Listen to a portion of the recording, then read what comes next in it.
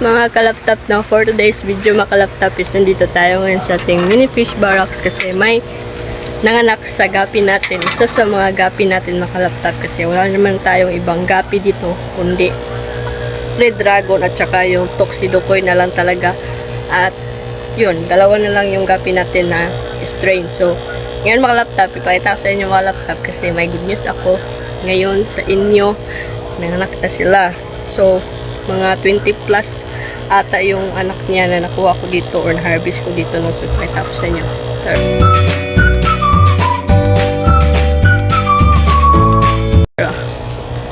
So dito mga laptop kaya na nagkagulo yung mga duckweed natin ng mga plants kasi nga hinawi-hawi ko yun mga laptop para makita ko yung mga fry ng tuxedocoy natin na gapi. So yun, wala na naman siguro na fry na natira dito mga laptop kasi sinimot ko talaga yung mga fry na makikita ko sa mga mata ko no. So ayan, nag-evaporate kasi yung tubig mga laptop kaya yung kahoy na nalagay natin is pinush ko pa sa pababa. So hindi pa tayo naka water change dito, so siguro sa Sabado na tayo mag water change dito mga laptop para mataas yung time natin no. Kasi yung time natin kasi ngayon sa mga vacant is papitix-pitix lang talaga, hindi talaga yung buong minutes lang yung vacant natin mga kalaptop. So yun, wala nang natira dyan and mag-drop pa siguro yung natin, yung female natin na isa lang, mag-isa na lang nanganganak no. So yun, and sa Sabado na natin yan iayos yung mga plants nila kasi dito mga laptop is yun, okay naman yung mga balon muli natin na mga black no kasi hindi sila na dyan na nanibago sa lalagyanan nila. So yung ilalagay natin dito mga laptop siguro bukas is yung mga black molly natin na mga fry kasi sayang naman yung oxygen natin na umaandar na walang isda. So yun, daming lamok. Pakita ko sa inyo yung mga fry ng tuxedo kasi sobrang dami dito sila. Yan mga fry natin guys, yan no.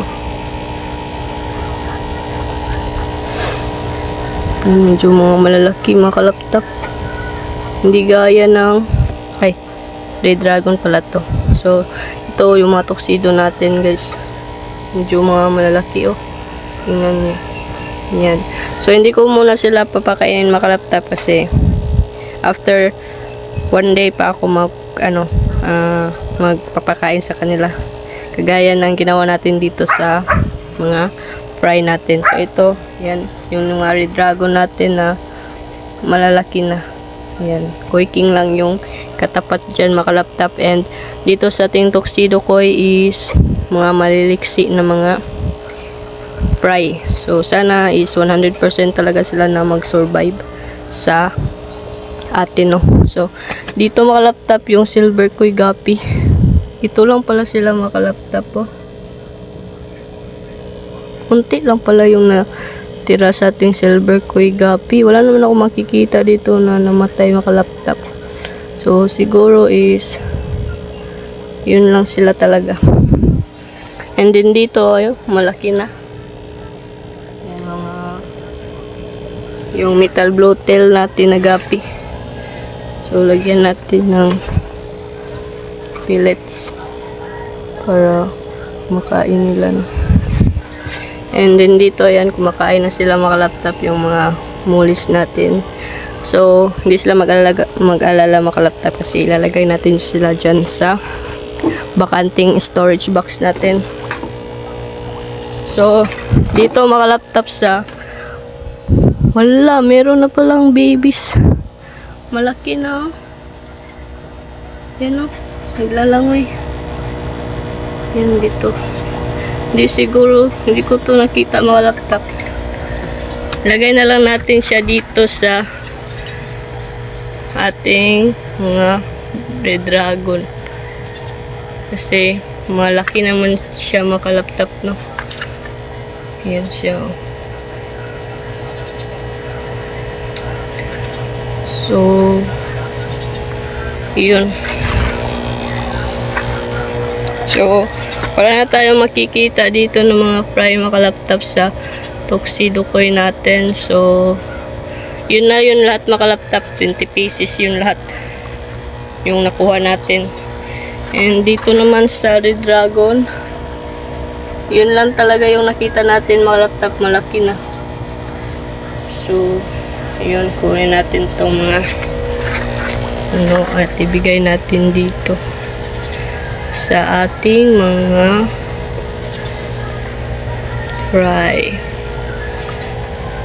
Marami talagang kumakain na mga snail mga kalaptap.